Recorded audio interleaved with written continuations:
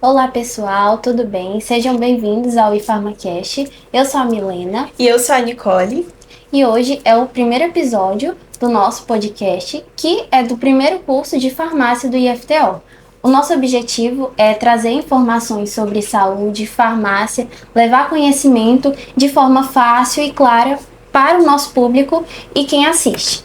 Hoje nós estamos aqui reunidos com o professor. Olá pessoal, boa tarde, tudo bem? Estamos aqui também com um dos mentores desse projeto, que é o professor Tássio. Exatamente. Esse projeto ele nasceu, né, meninas, devido a discussões internas que a gente imaginava que a gente precisava trazer o professor Adriano para conversar sobre a comunidade, conversar sobre questões de uso racional, trazer um pouco da sua experiência, né, de que é muito vasta no ramo da farmácia, para a gente entender como é que foi a chegada dessa profissão, como é que ela está hoje em dia e no sentido de por onde é que ela vai agora. Inclusive, se vocês ainda não seguem o nosso Instagram, é só procurar por @ifarmacast. Vamos lá? Bom, então para começar, professor, conte-nos um pouco sobre a sua carreira, suas especializações. Então, gente, é uma história longa, né? Eu já tenho mais de 30 anos de formação, né, na área farmacêutica. Sou farmacêutico bioquímico, né? O curso antigamente tinha essa alcunha, né? A gente só se formava como farmacêutico bioquímico. Hoje a gente já tem o farmacêutico generalista. Então a experiência vem ao longo de todo esse tempo, né? E escolher uma área de atuação é muito difícil para a gente, porque, como vocês sabem, enquanto aluna da farmácia e pretensa aluna, a gente tem várias áreas de atuação. Então, assim, é um escopo de atuação profissional gigantesco, né? Então, quando a gente escolhe determinada área, consegue focar, isso tem um significado. Que significado que é esse? Que a gente gosta daquilo que a gente está fazendo, né? Então, ao longo do tempo, eu escolhi atuar com a farmácia clínica e também com a farmácia magistral, né? São as duas áreas que eu domino mais, são essas duas áreas farmacêuticas que eu escolhi para a minha vida. Sim. Como é que a farmácia surge, assim, na sua vida? Já era um sonho ou surgiu a oportunidade de cursar e o senhor, não, vou agarrar essa oportunidade? Eu vou fazer um resgate histórico meio que social, assim, né? Eu venho de uma família muito pobre, uma família humilde, né? E antigamente o sonho das mães era que os filhos passassem num concurso para ser bancário, né? Esse era o sonho de toda a família de classe média baixa, né? O sonho era esse, porque era um concurso que tinha uma certa segurança financeira, né? E eu não, eu não queria, né? Então, assim, toda a vida eu fui daquele menino que abriu o sapo, né? Então a gente abria a barriga do sapo, costurava a barriga do sapo, arrancava o dente do cachorro que estava com dor de dente na nossa cabeça, né? Então sempre fui da área mais biológica. Então já vem daí, desde criança, né? A gente envolvido com essas questões relacionadas ao bem-estar, né? Era do animalzinho, né? Hoje é do ser humano, né? Então já vem assim, desde a infância, isso na mente da gente, a gente tinha que ir para a área de saúde, tá? A oportunidade da farmácia, ela veio numa fala do meu pai, né? Meu pai falou assim, ó, a gente hoje tem condição de colocar você e seu irmão numa faculdade. Então, assim, vocês escolham um curso. É claro que a gente queria o top das galáxias, né? Assim, pensando muito financeiramente, porque, como eu disse, a gente vinha de uma camada social, de um extrato social, né? De classe média baixa. Então, todo mundo pensava em medicina, né? Todo mundo pensava em medicina pensando financeiramente, né? Mas talvez fosse um objetivo que não desse para a gente. E acabamos, o que era mais próximo, né? A farmácia. Tem muita gente que fala assim, nossa, a farmácia é muito mais fácil que a medicina, né? Lê do engano, né? A farmácia é muito mais difícil do que a medicina, né? E foram anos de estudo, estudando até 4 horas da manhã para poder fazer prova, né? Então, apesar de ter sido uma segunda opção, com o tempo, ela casou muito melhor com o objetivo que a gente tinha desde a infância, né? Essa área onde você pode explicar os porquês, né? Por que está acontecendo isso com o ser humano? O que está acontecendo dentro do corpo dele quando a gente faz determinado procedimento? O que está acontecendo com o corpo dele quando a gente aplica alguma substância, né? Naquelas brincadeiras que eu falei, a gente já fazia isso, né? Pegava uma seringa, injetava um líquido qualquer, né? E na nossa mente ali a gente já estava trabalhando com farmacologia de uma forma que estava escondido aqui dentro de uma gavetinha. E lá na faculdade a gente só abriu a gavetinha para colocar mais coisa dentro, né? Então vem daí. Que legal, Adriane. E assim, Adriane, de todas essas. Você falou aí, né, da área magistral e da área clínica, mas você passou por outras áreas antes de chegar na área magistral e na clínica, ou de cara você já sabia, era isso que eu queria? Quando eu me formei, assim, o grande empregador nosso continua sendo a farmácia, né? Antigamente a gente chamava de drogaria e hoje, por força de lei mesmo, virou tudo farmácia, é o termo correto, né?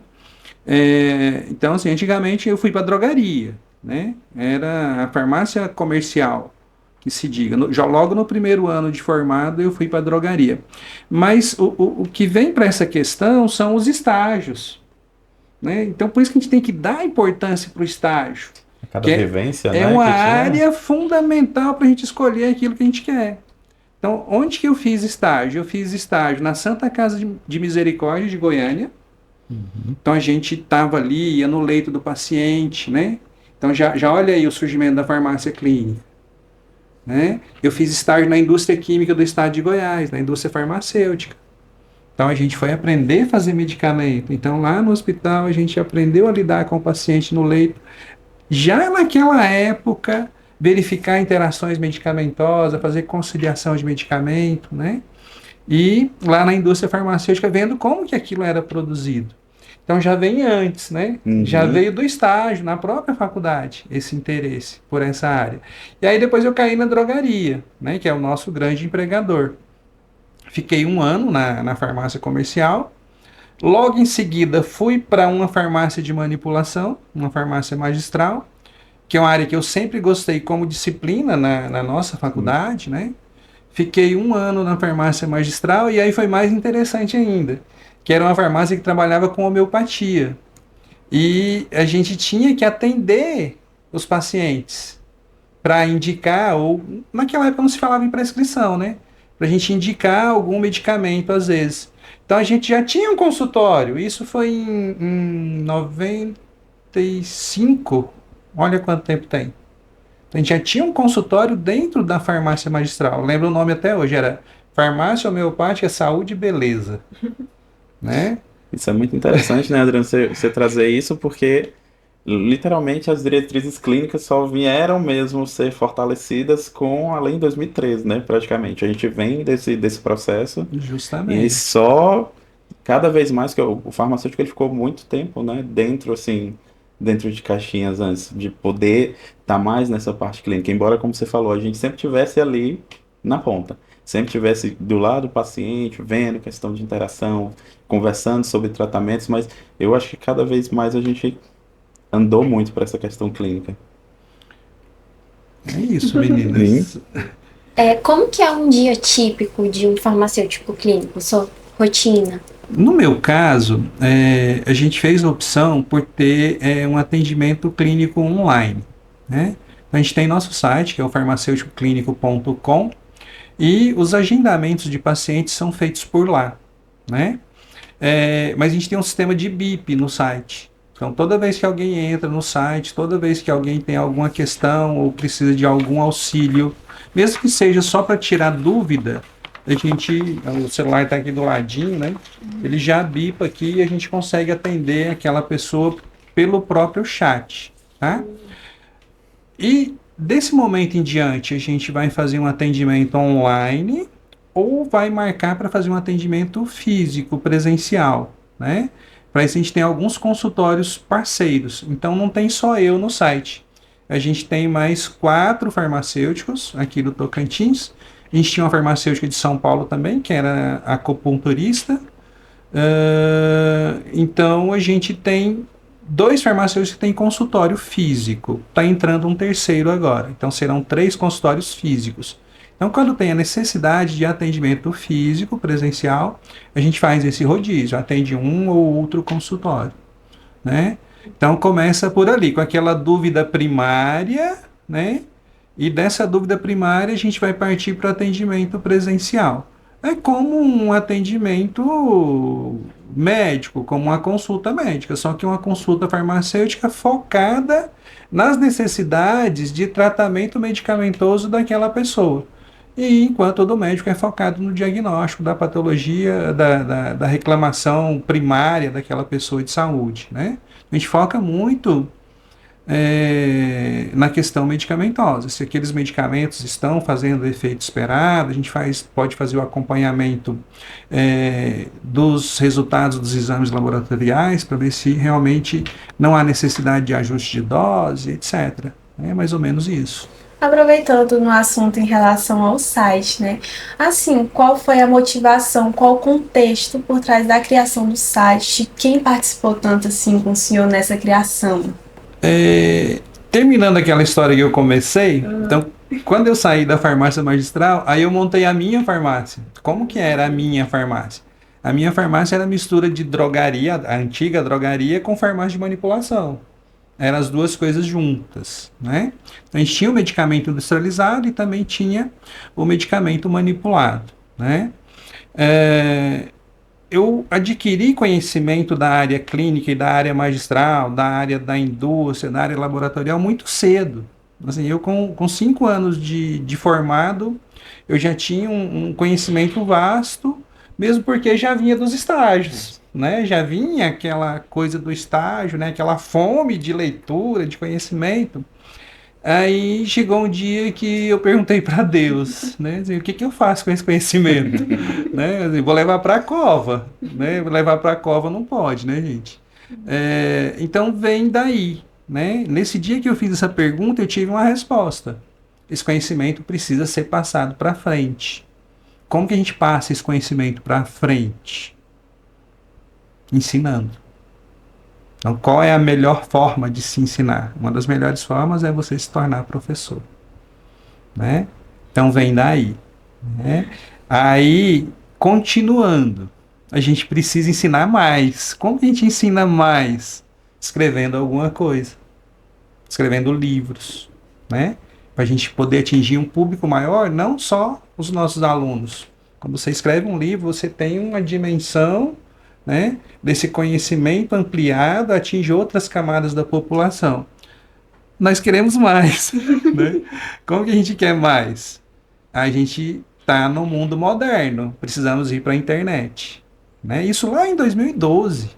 Né? Em 2012 fomos para a internet, vamos colocar esse conhecimento no mundo. Né? É a rede mundial de computadores. Né? Então foi aí que a gente colocou o site, né? A partir dessa fome de leitura, de conhecimento e essa fome de ensinar, né? Porque lá no site não tem só a parte do atendimento, lá também tem a parte de informação, tem a parte de venda de produtos, né? Livros, cursos, etc. Muito interessante, Adriano. Adriano, a gente sabe que quando a gente está dentro dessa área clínica, a gente encontra muitos casos, assim, né? Poderia contar algum, assim, pra gente, aquele que lhe marcou mais? Gente, eu tenho vários casos pitorescos. Tenho vários casos pitorescos e casos interessantes do ponto de vista clínico também, né? Vou contar a historinha assim, de quando eu me formei, né? Eu fui para uma farmácia que é no interior do Brasil, que é Sinop, né? É quase divisa com o Pará, no Mato Grosso. Então imagina o sistema de saúde em 94, uma cidade do interiorzão assim, né? É um sistema precário, né, gente? A gente evoluiu muito, graças a Deus, né? Principalmente o sistema público de saúde, mas naquela época já não era tão acessível como é hoje, né? Então tudo caía na farmácia. Tudo caía na farmácia, gente. As coisas mais inimagináveis caía no nosso dia a dia na farmácia para a gente resolver. Então, assim, o caso, o menorzinho que a gente teve foi um molecote, né, um adolescente, que chegou com a fisga, aquelas fisga de caçarrã, que tem tipo anzol na ponta, né? Você acerta as costas da rã, né? Chegou com aquela fisga enfiada na coxa dele, né? Pra gente tirar na farmácia. Então, assim, você tinha que praticamente fazer uma microcirurgia. Não é o nosso papel, né? Assim, mas do ponto de vista do inimaginável, a gente tinha que acudir aquela criança, né? E acudimos da melhor forma que a gente podia fazer, a gente tentou acudir. Então, de casos assim, né? Até casos bem clínicos mesmo, assim, eu já vivi na minha vida, né? Assim, o mais peculiar foi comigo mesmo, né? Eu fiz uma cirurgia do coração e no momento que eu precisava me restabelecer no pós-cirúrgico, eu precisava fazer fisioterapia, mas eu não conseguia nem levantar da cama, porque eu tive uma crise de artrite que meu joelho ficou desse tamanho. Então, eu não conseguia caminhar, não conseguia me mover por conta da dor. E os médicos não queriam me prescrever anti-inflamatório, para não aumentar a pressão arterial, né? Eu interferi no tratamento, né? Falei assim, gente, a gente tem alternativas, né? Clinicamente falando, farmacologicamente falando. Aí eu propus que fosse dado para mim colchicina, né? Então foi a alternativa que a gente tem e eu consegui sair da crise para poder fazer a fisioterapia. E foi muito rápido que eu saí da crise. 1 dia, 2 dias no máximo eu já tinha saído dessa crise, né? Já tivemos um pré-diagnóstico de infarto, né? Que a gente vê os sinais, sintomas que a pessoa está infartando, encaminhar para o hospital antes que aconteça algo pior. Já tivemos um pré-diagnóstico de hanseníase, né? Ela até falou de um projeto que ela estava fazendo, né? Para verificar a sensibilidade, né? Então, a gente tem vários casos interessantes ao longo desse tempo todo, né? E pra vocês verem a importância do farmacêutico, dentro da UTI, né? As enfermeiras querendo fazer a diluição de uma dose, né? Sim. Lá para uns pacientes. Eu sei que ligaram na farmácia e naquele momento específico o farmacêutico estava numa outra atividade dentro do hospital e não conseguiram localizar. Aí elas falaram assim, não, fala com o seu Adriane aí, que ele é farmacêutico, ele sabe fazer essas contas, né? Assim, então a gente tem alguns casos pitorescos, né? Como esse da minha internação, como esse da fisga na coxa do adolescente, e temos casos importantes. Que vão estar relacionados aí com diagnóstico de patologias importantes, né? Como a possibilidade do infarto agudo do miocárdio, uma hanseníase, né? Por exemplo. Que bacana. E aí, qual foram, Adriano, os principais desafios assim, que você encontrou nesse meio do caminho, assim, de onde você chegou nessa sua trajetória aí clínica? O nosso grande problema em relação à figura do farmacêutico chama-se cultura. A população não tem a cultura da importância da figura do farmacêutico num atendimento. Aí isso vale para a farmácia, isso vale para o hospital, isso vale para o laboratório, vale para qualquer instituição de saúde. A gente não tem essa cultura. Então, esse trabalho aqui hoje que vocês estão fazendo, é importante para a gente levar essa cultura da importância desse profissional para a população. Então, assim, a gente não tem o hábito cultural de se procurar o farmacêutico. Então, esse é o primeiro entrave. Esse hábito, ele só vai ser adquirido pela população quando a gente mostra o nosso serviço. Assim, eu cheguei num ponto na minha farmácia que eu tinha um banquinho lá, né? O pessoal falava que a minha farmácia era local de reunião de político, né? O pessoal ia lá tomar café e tal. Falar em café, né, gente? Cafezinho. Aí, ó. Vão ficar curiosos para ver o que tem aqui dentro. Depois eu falo o que tem. Então, a gente teve uma época que tinha um banquinho lá e às vezes fazia fila de gente para eu atender. Então, a minha importância já estava colocada naquele momento. Era um farmacêutico que fazia um atendimento clínico, acompanhava os pacientes. Então, enquanto esses farmacêuticos não surgirem e tomarem o seu lugar, essa cultura ela não vai vir à tona, que é essa cultura de procurar-se o farmacêutico. né? A gente vai na drogaria, na farmácia, a gente é atendido geralmente pelo técnico, que é o balconista, né? Seria o técnico em farmácia, né? Num primeiro momento.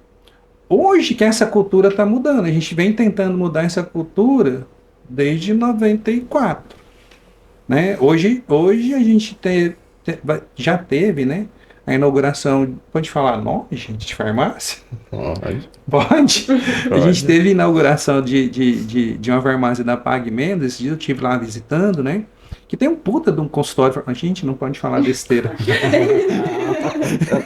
Que tem um maravilhoso consultório farmacêutico, né? Então, um espaço físico muito grande, que vai ter vacinação, tem a parte dos exames laboratoriais. Então, essa cultura está mudando. E as grandes redes hoje trazem essa importância, porque elas ditam moda, né? Ah, não, se lá na Ultrafarma, na Pag Menos, na Drogazil tem consultório farmacêutico, as outras farmácias também vão passar a ter, né? Então, para quê? Quando a população chegar, ela vai ver aquilo lá. Não, o que tem de diferente ali? Ah, tem o farmacêutico, gente, né? Que presta esse tipo de serviço, esse. A gente tem, de acordo com a RDC 44, lá vários serviços farmacêuticos que a gente pode prestar, né? A medição de pressão arterial é o clássico, é o mais antigo que a gente faz na farmácia. Então a gente já faz isso há muito tempo, né? Então a gente faz a aferição de pressão arterial há muito tempo, né? Então, e evoluiu, né? Hoje a gente avalia os parâmetros clínicos, avalia os parâmetros farmacológicos, faz o acompanhamento farmacoterapêutico, faz a conciliação medicamentosa, faz a prescrição farmacêutica daquilo que cabe dentro do nosso escopo de prescrever, né? Faz substituição de medicamentos em acordo com o médico, né? Tudo acordado, irmanamente. Então a cultura vem mudando, voltando à questão da cultura, a cultura vem mudando, né? Eu acho que agora a gente está do meio para o fim, a cultura já está quase estabelecida. Eu acho esse ponto interessante porque eu tiro por mim, né? Eu sou estudante de farmácia, né, do FTO, e antes de entrar no curso, eu tinha essa visão, esse estereótipo, que o farmacêutico só ficava no balcão. E aí eu me lembro que no primeiro dia de aula, com o professor Taz, com a professora Sabrina, aí eles já falaram, tem amplo, aí ali já abriu a minha visão. Eu acho por isso que é importante o podcast, porque, tipo, quem já pensa em cursar farmácia já não vai ter essa visão como eu tive, né? É muito interessante esse ponto aí do estereótipo. Isso é muito bom, gente. A gente vê trazer essas experiências, né? Quando a gente fala da questão clínica, Adriano. Em relação à questão de polifarmácia, como foi esses casos aí que você encontrou no meio para fazer conciliação? Teve algum caso assim mais complicado? Hoje a gente está muito na moda da inteligência artificial, né, gente? Qualquer coisa a gente vai lá no chat GPT, né? Chat, antes era o Google, né? Isso. Google, né? Meu magnífico, me ajuda aí. Hoje a gente tem o chat GPT, tem outras inteligências artificiais. Inclusive eu mesmo tenho um agente relacionado à farmácia para casos clínicos, mas há falhas, né? Então a gente tem que ter um conhecimento da nossa área específica para poder ver essas falhas, né? Essa questão de conciliação medicamentosa hoje, com as inteligências artificiais, se tornou uma coisa fácil. A gente joga todos os medicamentos que a pessoa está usando lá, né? Com as dosagens, as posologias, e a gente vai ter uma resposta bem bacana, bem fiel. Mas há falhas. Por exemplo, paciente hipertenso que faz uso de alguns medicamentos em conjunto, né? Geralmente o hipertenso ele faz uso de no mínimo 2 classes terapêuticas diferentes, no mínimo, né? Além do antihipertensivo, né? Às vezes um antidiabético, né? Às vezes um antiagregante plaquetário, e aí vai somando, né? Daqui a pouco essa pessoa está com 5, 6 medicamentos. Um vasodilatador mais potente, né? Então, nesse caso de uso concomitante de um regulador cardíaco com vasodilatador mais potente, eu joguei essa dúvida no chat GPT. E ele me veio com a resposta, né? Aí eu fui olhar a resposta. Opa, não é bem assim, né? Então tava lá, uma dose de isosorbida para o paciente usar de manhã e à noite. Acho que era 20 miligramas, se eu não estou enganado, né? Para usar de manhã e à Um noite, valor né? bem elevado. Aí o que vai acontecer, né? Os receptores vão estar saturados com essa medicação. Se ele realmente tiver uma crise, né, uma possibilidade de infarto, e ele precisar dessa medicação, essa medicação não vai fazer efeito, né? E o chat não corrigiu isso. Ó, a gente precisa ajustar a dose, precisa ajustar a posologia, para, num momento de crise, essa pessoa ter a possibilidade de que esse medicamento faça efeito no organismo dela naquele momento que ela está precisando, mais do que antes, né? Então, assim, o ideal era que a gente tivesse um descanso, né? Dessa dose, da isosorbida, para depois dar outra dose, ter esse intervalo para esses receptores não ficarem saturados. A gente tem esse conhecimento para fazer essa correção, mas muita gente não tem. Então, essa conciliação medicamentosa feita pela inteligência artificial é uma boa ferramenta, ótima, graças a Deus que ela existe, né? Mas a gente precisa ter o conhecimento técnico, conhecimento literário, conhecimento científico para fazer essas correções. Então, esse seria um dos casos, né? Você A gente aprender. precisou fazer a conciliação medicamentosa, jogamos no nosso próprio agente de inteligência artificial, mas a resposta não foi a contento. Você saber o que perguntar e saber interpretar a resposta, né, Adriano? Isso é essencial. Adriano, a gente teve um caso recente, não sei se você acompanhou, infelizmente, tanto via de administração como dose errada de adrenalina numa criança que acabou levando a óbito. E não conseguiram fazer o manejo, né, dessa situação. Já teve alguma situação inusitada dessa dentro da sua prática clínica que você acompanhou? De alguma coisa desse jeito? Não, essas causas de erro de dosagem, de erro de nome de medicamento, elas acabam sendo até comuns na farmácia, né? De vender o medicamento com o nome trocado, de vender com a dosagem errada, o medicamento que é de uso adulto ser, né? Colocado para uma criança, enfim. E na área magistral isso é pior ainda, né? O erro das diluições, o erro da interpretação dessas possíveis dosagens por peso, né?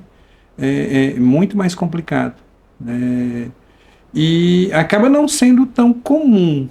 Por que não é tão comum? É mais comum que venha um erro na prescrição médica, em relação a... Teve um erro esses dias de prescrição em milha equivalente. Milha equivalente, né? Exatamente. Milha equivalente é um negócio cabuloso de calcular, gente, lá da química. Na minha cidade, a gente tinha 4 farmácias de manipulação. A minha era uma delas. Os profissionais das outras farmácias, quando caía prescrição em milha equivalente grama na farmácia deles, mandavam para minha, para eu poder calcular. Ou então ligavam para mim pedindo para eu calcular para ver como que ia ser a manipulação desse medicamento. Então, é uma questão complicada. Aí a gente volta naquela questão do conhecimento. Você tem conhecimento específico para estar atuando, você entende de dose máxima, dose mínima, dose média, né, de toxicidade dessa dose medicamentosa. Então, os erros acontecem muito, e aí vai doer, por falta de conhecimento. Né? E vai doer muito. Porque adquirir conhecimento é doloroso.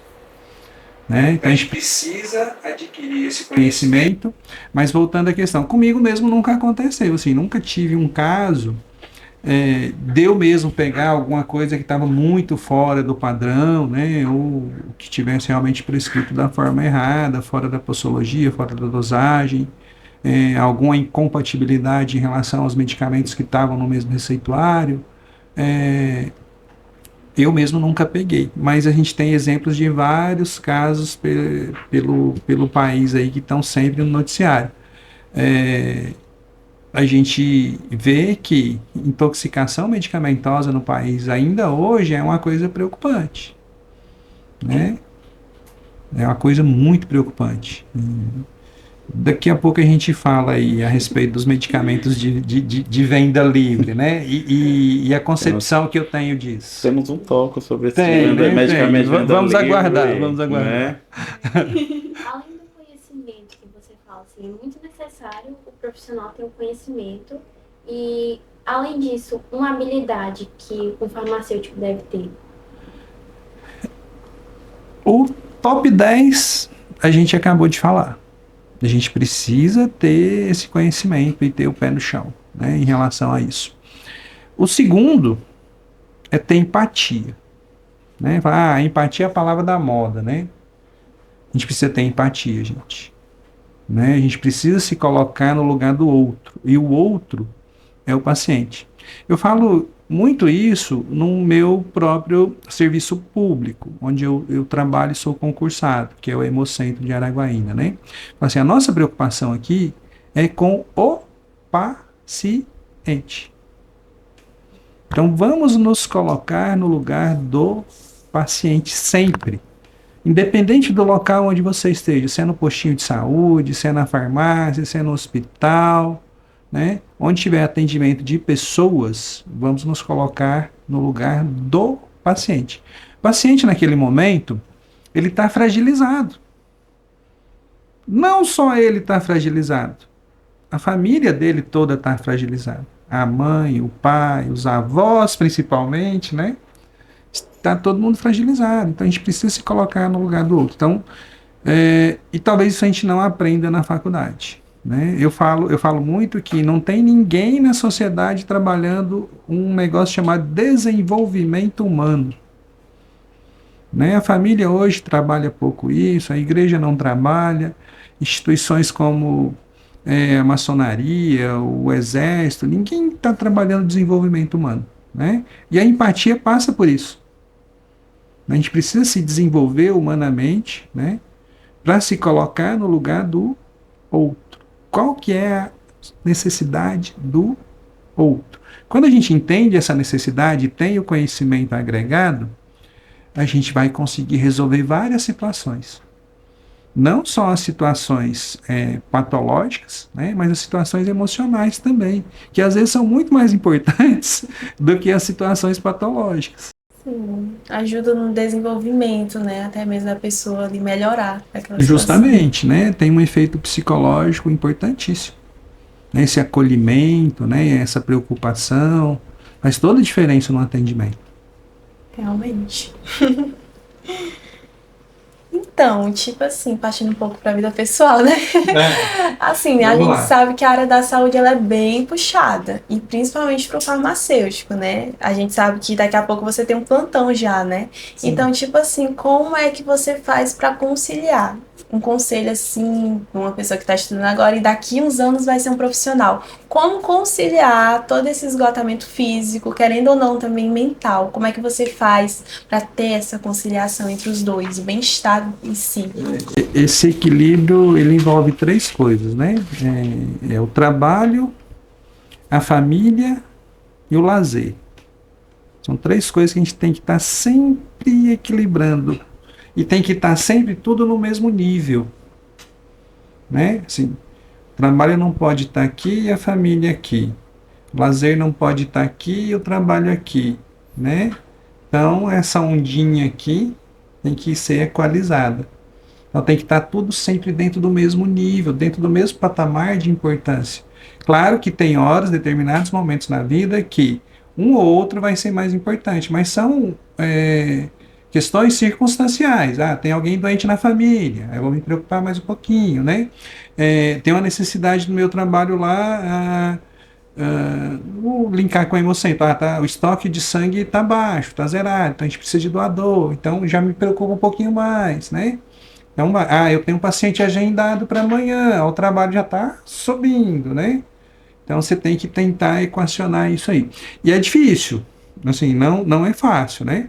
E dentro dessa equação aí, eu digo que a família é o mais importante, que a família é o nosso porto seguro, né? Então Então, é onde a gente vai recarregar as energias e tal. Então, dentro dessas 3 coisas, eu procuro dar uma importância muito grande para minha família.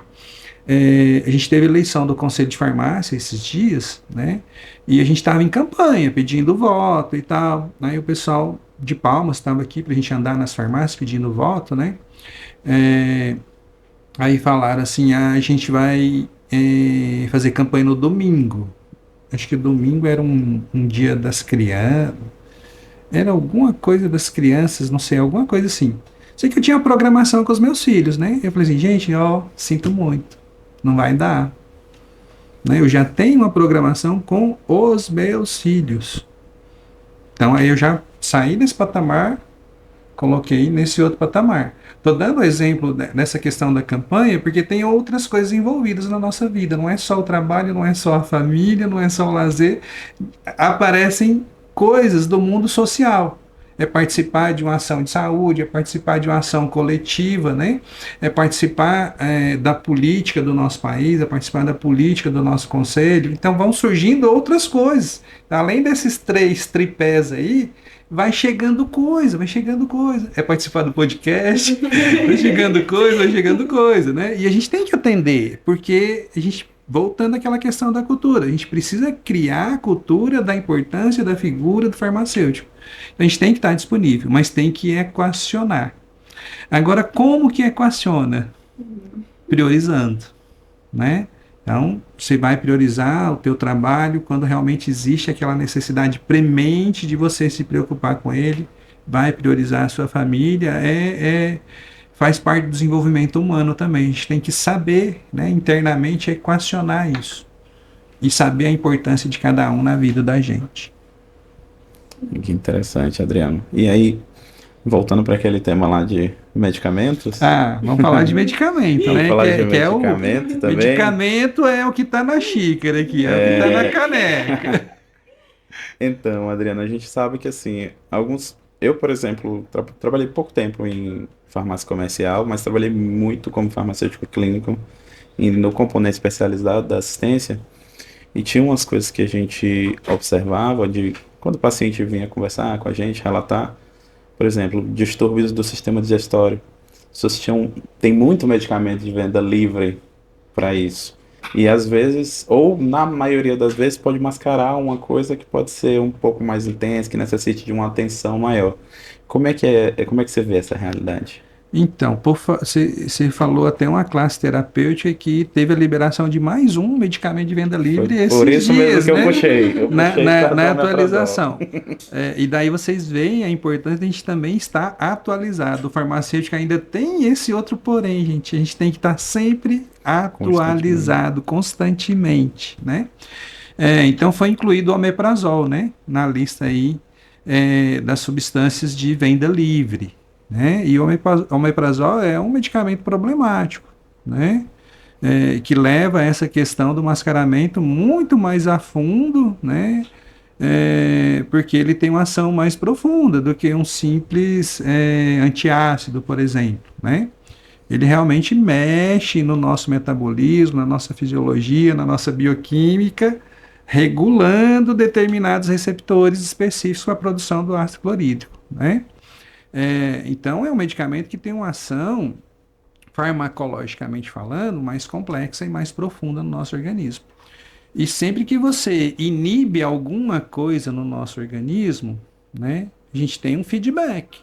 Está parando uma coisa, seu organismo vai ter uma resposta específica. Né? Aquilo pode atrofiar. É o caso das células mucosas. Né? Você pode ter uma atrofia das células mucosas ali, quando você faz um uso prolongado de omeprazol, por exemplo. Graças a Deus, né, foi liberado por um tempo curto de uso. Né? Na própria portaria, na portaria não, na nota técnica, né? Essa portaria 344 nunca muda, gente. Ela é sempre a mesma, né? Faz um monte de nota técnica e ela continua lá. Enfim. Então, na nota técnica, fala, né, em relação à dosagem, né, dosagem baixa, até 20 miligramas, e fala também sobre o período de uso, né? Se eu não estou enganado, acho que são 14 dias. 14 dias. Acho que são 14 dias, né?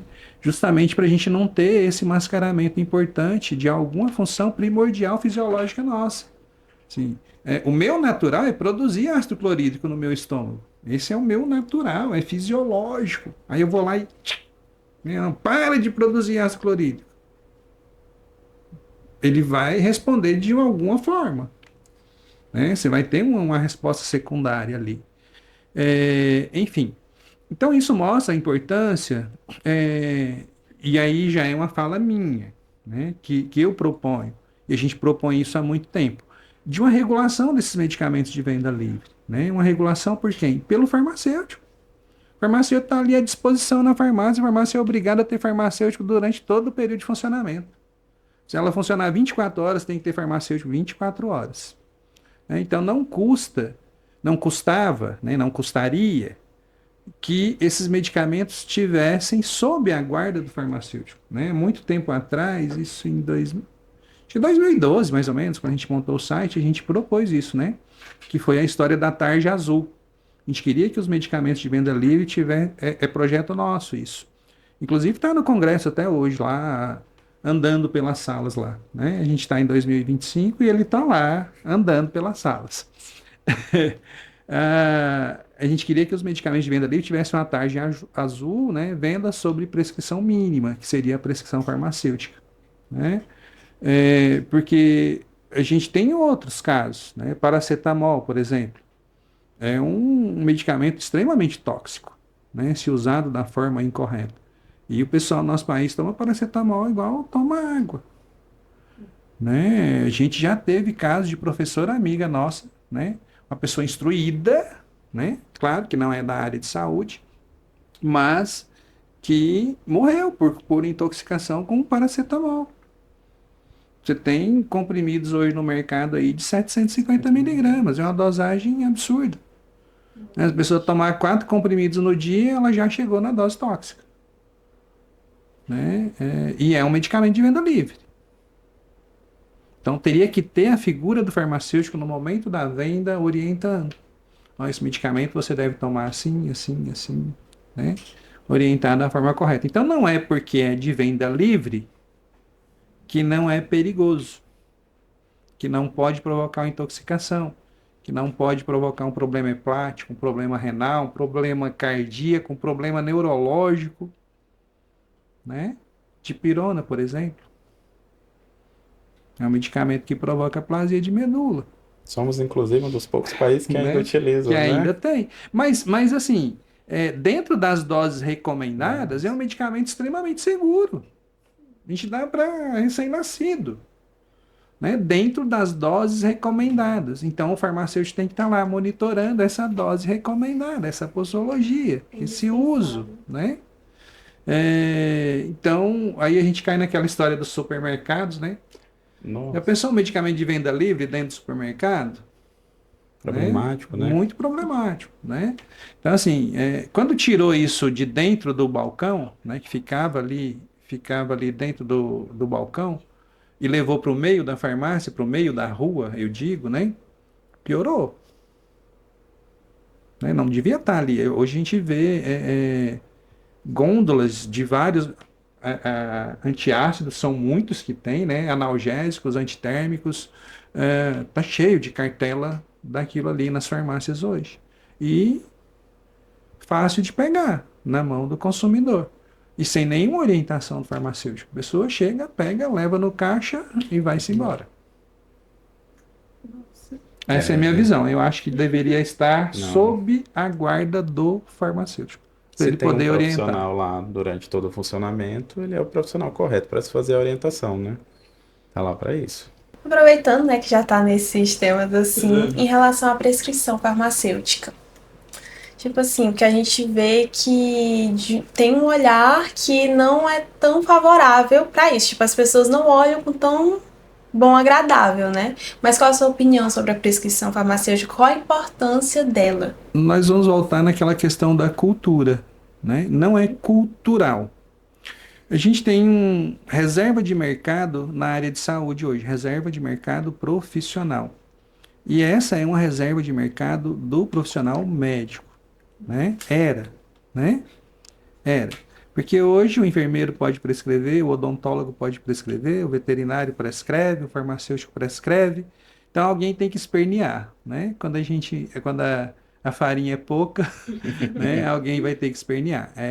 Então as classes farmacêuticas, perdão, as classes profissionais que tinham o domínio dessa reserva de mercado vão espernear. Isso é natural, né? É uma coisa natural. Em relação à importância, se a gente for ver em outros países, né, em muitos sistemas hospitalares, o médico diagnostica, isso acontece nos Estados Unidos. Em hospital grande, o médico, mesmo num hospital específico, um centro de cirurgia cardíaca, um centro cardiológico, o médico diagnostica, ele passa o diagnóstico para o farmacêutico e o farmacêutico vai verificar quais são os melhores medicamentos, a melhor terapia medicamentosa para atender aquele quadro clínico. Isso já é comum em vários países. Então a gente tem uma resistência cultural, né? Antigamente quem eram os expoentes da sociedade, né? Era o médico, o delegado, né? O advogado e o farmacêutico também, né? Esses eram os expoentes da sociedade, né? Será que mudou alguma coisa? Acho que não mudou muito, né? Os expoentes da sociedade continuam sendo esses. Só que o campo de atuação começou a se misturar muito, né? Assim, todo mundo querendo um taco, né? Mas a gente tem propriedade. Tá aí a diferença. Quem é que estuda farmacologia? A fundo. Não que o médico não estude, né? Outro profissional de saúde, mas a fundo. Vou puxar uma historinha aqui. Eu falo demais. Pode ficar à vontade. Eu falo muito, tá? Vou puxar uma historinha. Eu tive uma aluna que ela falou para mim assim, Adriane, minha mãe quer que eu faça medicina, mas eu não vou me matar de estudar, não. Eu vou fazer farmácia. Aí eu falo, sabe o que foi que eu falei para ela, né? Você vai entrar no curso errado. Porque é aí que você vai se matar de estudar mesmo, né? A gente estuda muita química, estuda muita farmacologia, estuda muita fisiologia, estuda muita bioquímica e tudo de forma aprofundada, a fundo nos mecanismos de ação dos medicamentos e do nosso sistema bioquímico, nosso sistema fisiológico, né? Então a gente tem um conhecimento muito específico juntando essas duas coisas. Que é aquela história lá da farmacologia, né? O que o medicamento faz no nosso organismo e qual é a resposta que o nosso organismo dá. A gente entende disso a fundo. Então, se a gente for olhar o escopo da formação, o farmacêutico é o profissional mais capacitado para prescrever medicamento. Isso é um fato. Né? A gente não quer dar diagnóstico, não é nossa função. Diagnóstico é função do médico. Agora, elaborar um planejamento de um tratamento efetivo que vai restabelecer a saúde desse paciente, aí você pode me chamar. Aí é com a gente, né?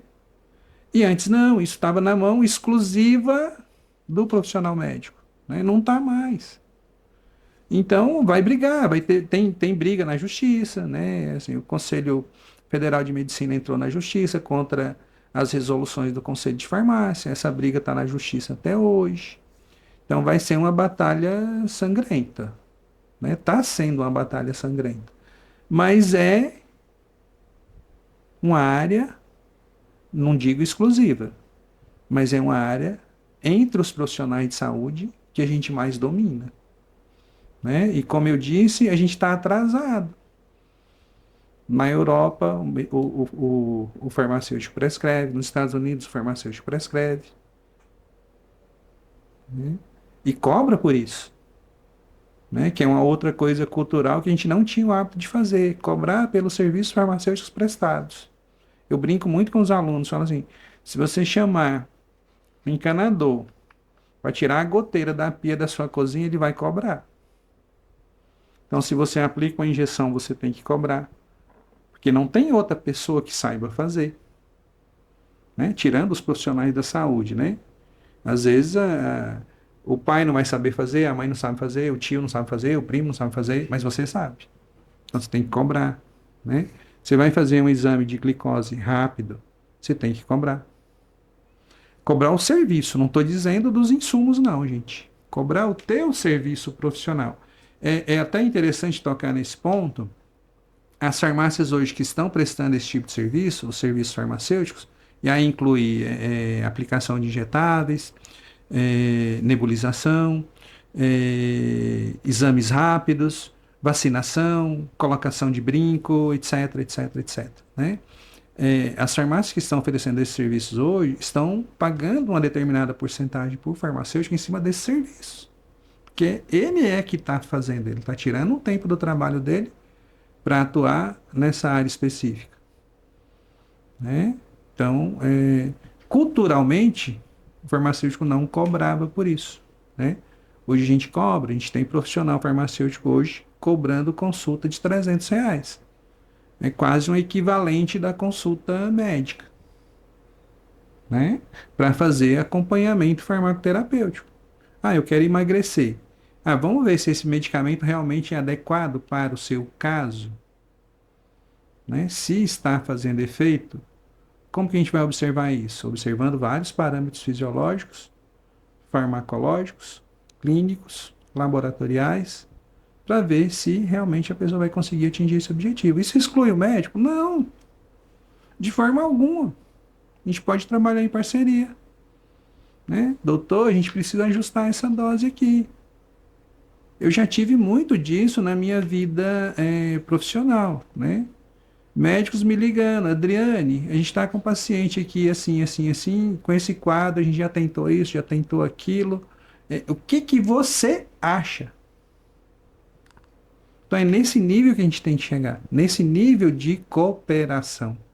De eu ter a liberdade de pegar o telefone, doutor, seu paciente está aqui comigo, está assim, assim, assim, né? Eu acho que seria legal a gente propor isso, ir por esse caminho e tal. É uma conversa amigável, gente, não precisa de briga. Né? E a sociedade vai se acostumar com isso. Né? Vai se acostumar porque hoje é uma realidade. Como eu disse, entra numa farmácia da grande rede hoje. O farmacêutico está lá, dentro do seu consultório. Fazendo esse tipo de serviço que a gente está comentando aqui. Interessante, é um processo evolutivo, né? Justamente. Já está bem avançado. Realmente. Você tem algum sonho que durante a carreira você construiu ainda para realizar, assim, nesse âmbito da farmácia? Escrever mais. Escrever mais. É aquela fome de levar o conhecimento, né? E que eu falei que a gente acabou indo por 3 caminhos, né? Um foi virar professor e ensinar, o outro escrever livros, o outro ir para a internet, né? Então, em relação a escrever livros, ele é um processo que precisa de mais maturidade, né?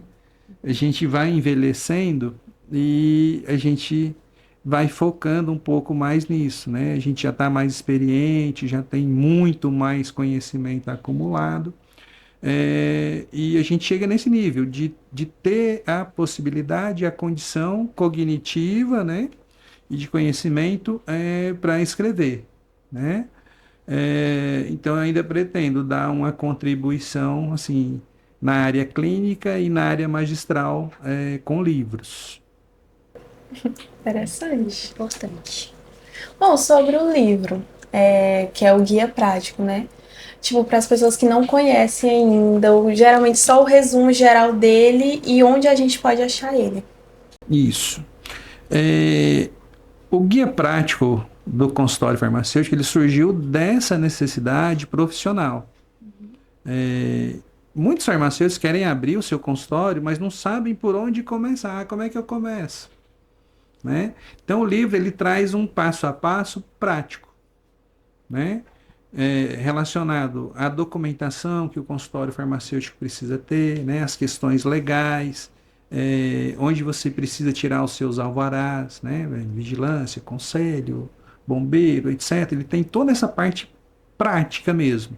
Mas ele tem uma outra parte que é a questão do planejamento estrutural do consultório, planejamento físico, né, do consultório, e o planejamento relacionado à prática clínica. Como é que vai ser essa prática clínica sua? Você tem um público-alvo definido já? Né? Você vai trabalhar de forma geral? Ou você quer trabalhar com nutrição esportiva? Você quer trabalhar com obesidade? Você quer trabalhar com diabético? Você quer trabalhar com hipertenso? Então ele dá essas orientações de caminho também, né? Tem quais as possibilidades que eu tenho dentro do consultório? Qual o caminho que eu vou seguir? Né? E aí ele distingue lá o consultório público do consultório particular, o consultório que está dentro de uma rede de farmácia, como são essas questões. Né? A gente quer transformar esse livro num curso, né? Já está mais ou menos formatado, para a gente porque o livro ele fala muito da questão legal. Como que eu monto? O que eu preciso? Né? Essa questão prática, burocrática, digamos assim, né? Aí eu já vou dar um alerta, né? Que tem lá no livro. Gente, a gente precisa de um contador. A gente precisa de um contador, gente. Né? Não dá para fazer tudo sozinho. Né? Então a gente precisa de um contador para orientar a gente. Mas lá atrás essa questão, assim, qual a melhor forma jurídica de você abrir essa empresa? Então ele dá essa dica, tem cálculos mostrando quanto que você vai ganhar se você for PJ, se você for MEI, entendeu? Né? Fala as possibilidades com cálculos, né? Então dá essa dimensão, né? Para o profissional. Mas no curso a gente quer abordar um pouco a questão da parte prática clínica, que é a parte da prescrição, que não está lá. Né? Porque, como eu disse, ele é como que eu monto o consultório. Aí depois de eu estar lá dentro, né? Como que eu faço a prática clínica? Então, no curso para a gente abordar essa outra parte também. Tá? Então, ele vai evoluir, né? Ele vai evoluir. Talvez a gente tenha um... Ah, tá, spoiler, né? O e-book está virando livro físico, né? Esse que a gente gosta, do cheirinho, né? Cheirinho de livro novo, tá? Eu estou esperando uma amostra do livro para a semana que vem, né? Deve chegar nas minhas mãos, acho que mais para quinta ou sexta-feira. Vou jogar na internet, aí vocês acompanham lá, tá? Então o e-book ele está virando livro físico, né? E vai estar à venda aí, né? Nas editoras, na internet também. Deve estar chegando nas minhas mãos na semana que vem. Então a gente começou com e-book, já transformou em livro físico, né? A gente sentiu o cheirinho gostoso. E vamos transformar num curso também. Só para ver, né? De uma ideia e já vem tudo já isso. vai evoluindo. Muito interessante mesmo. Então, para a gente encerrar, o que você espera que a sociedade, espera da sociedade para o profissional farmacêutico e também uma dica para quem está cursando farmácia, como a Nicole, sobre essa área? Ok. Vamos inverter as coisas. Vamos dar uma dica para os farmacêuticos. Né? A gente precisa ocupar nosso espaço. O espaço está aí.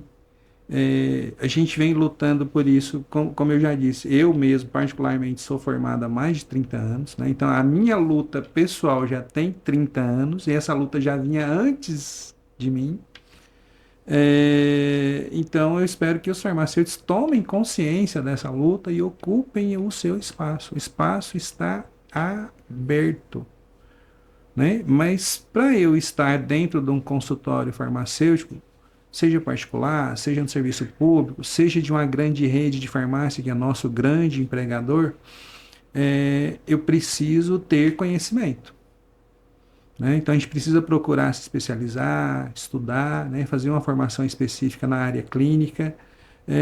Eu fui, aqui no estado de Tocantins, o primeiro curso de prescrição farmacêutica e farmácia clínica, quem trouxe fui eu. Para repassar o conhecimento, para formar a gente para ocupar esse espaço. Né? Então, hoje a gente tem o EAD, né? que está pipocando aí para tudo que é lugar. Então, hoje você faz uma especialização na área de farmácia clínica de uma forma bem mais tranquila do que na minha época, né? Era muito mais difícil, né? Então, fica a dica para os farmacêuticos se especializarem para ocupar esse espaço, né? Em relação à sociedade, o que eu tenho a dizer é o seguinte: toda vez que for uma instituição de saúde e se o problema for relacionado a medicamentos, procure farmacêutico, gente. Como eu disse, é o profissional ultra, mega, super capacitado para lidar com questões relacionadas ao uso correto de medicamentos.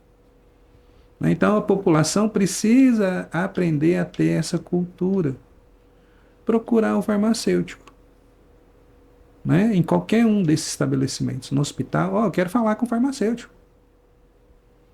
No hospital, no leito lá, não, chama o farmacêutico para mim. A população tem que se acostumar com esse profissional. Se acostumar com ele, não. Se acostumar a usá-lo. Né? Usá-lo e abusá-lo. Né? Precisa usar o farmacêutico, porque ele vai ajudar a solucionar o seu problema de saúde. De uma forma muito mais rápida, trabalhando em conjunto com o médico. Né? Então precisa a população procurar o farmacêutico. Em relação à expectativa do curso, né, que nós temos a dizer? Né? A gente é suspeito. Somos suspeitos. Né? Somos suspeitos. Primeira coisa, como eu contei minha historinha lá atrás, né, como a gente veio de uma família de classe média baixa, naquela época ainda, né, eu era criança na década de 70, né, a própria família tinha uma expectativa de melhoria de padrão de vida, né. Então, vamos falar em mercado de trabalho, né, para quem está ingressando. É um dos mercados de trabalho onde a gente tem mais oportunidades como profissional. Eu falo assim, o farmacêutico só fica desempregado se ele quiser. A gente pode trabalhar na indústria, a gente pode trabalhar em hospital, a gente pode trabalhar em laboratório, a gente pode trabalhar num sistema específico de saúde, como é o Hemocentro, por exemplo, né? Então a gente tem uma série de locais para trabalhar. A gente pode professorar, né? Podemos ser professores, certo? Então a gente tem um campo de trabalho aberto, né? São centenas de áreas de atuação, fica até encabulado quando eu começo a ler, né? E a mais recente agora veio a área da estética para a gente, né? Então um outro campo de trabalho que se abriu e que está bombando, né? Eu tenho ex-alunas que são famosas aqui na cidade com os seus consultórios de estética.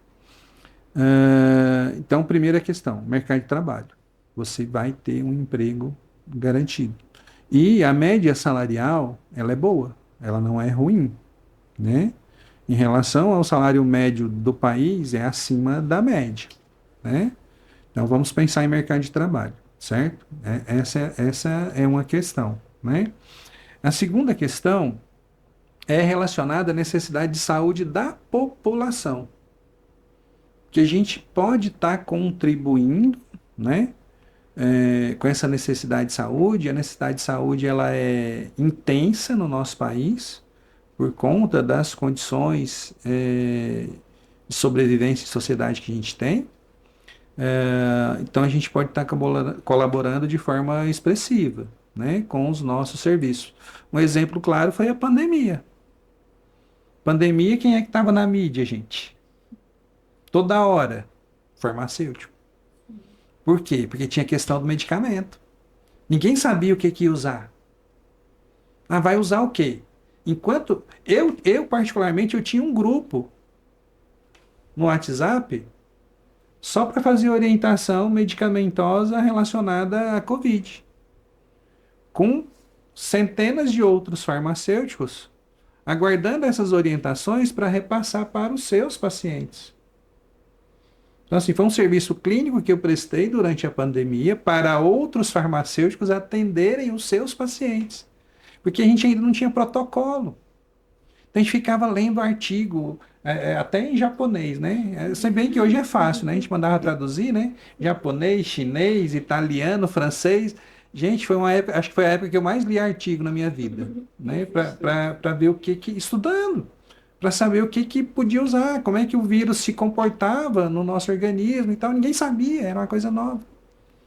Então, quem delimitou esses parâmetros de tratamento foi o farmacêutico. Foi a gente que falou que a dexametasona era o principal medicamento que tinha que ser usado. Enquanto os outros profissionais da área de saúde estavam com medo. Ah, mas se a gente usar a dexametasona, vai baixar a imunidade do paciente. Não, gente, mas não é para usar o resto da vida, não. Né? É para usar durante 7 dias, durante 10 dias, né? No prazo que precisa ser usado. Né? E foi o principal medicamento utilizado para tirar a pessoa da crise. Né? Mas quem deu a dica? O farmacêutico. Então a gente estava na televisão toda hora, todo momento. Né? Então daí vocês veem a importância desse profissional para o sistema de saúde. Né? Nós somos super importantes. E não aproveitamos. Né? A gente ocupou aquele espaço momentaneamente e hoje? Né? E depois? Vamos esperar surgir outra pandemia para ocupar o espaço de novo? Não. Né? Então, vamos ocupar o nosso espaço. Ele está aberto desde antes da pandemia. Na pandemia ele escancarou. Precisamos do farmacêutico. Né? A gente que introduziu o anticoagulante no protocolo de tratamento. Não foi o enfermeiro, não foi o médico, não foi o odontólogo, foi o farmacêutico. Né? Por quê? Porque a gente entende de medicamento. É a nossa Isso precisa área. ficar claro, né? O medicamento é nosso. Tá? Muito obrigada por esse aprendizado, por compartilhar esse conhecimento com a gente. Foi muito bom. E também poder compartilhar isso, né, com o público de casa. O que a gente pode ver é que é um estudo a vida toda. É o que a gente tira, acho que, desse podcast, que não para. Você não vai ter sossego na sua vida. Não, mas realmente, muito obrigada. Foi muito importante. Acho que pra Milena também, que tá aí na área de biotecnologia, mas quem sabe não vai pra farmácia também, né? E também pra mim, eu tô no segundo período, mas já é um norte, tipo, realmente, a farmácia clínica, do ponto de vista, quando a gente tem um profissional, ela é apaixonante mesmo, realmente. É uma área muito interessante. Então, muito obrigada pela contribuição e por fazer parte, né, do nosso primeiro episódio. A gente agradece, Adriane, sua presença aqui. Foi fundamental. Com certeza vamos iniciar aí com o pé direito. Foi muito bom, muito esclarecedor. A gente, se pudesse, passava a tarde toda conversando, né? Mas foi muito bom, viu? A gente agradece. Gente, eu vou falar pro público ali o que tinha aqui dentro, ó. Um negócio muito importante na nossa vida. Cafeína. Faz parte da vida do estudante, do profissional, enfim. Então, para você aí de casa que está nos assistindo, compartilhe esse episódio que nós vamos trazer muitos outros podcasts muito interessantes, né, pra gente. É isso, muito obrigada pela companhia e até o próximo episódio. É isso, tchauzinho, galera. Tchau, gente.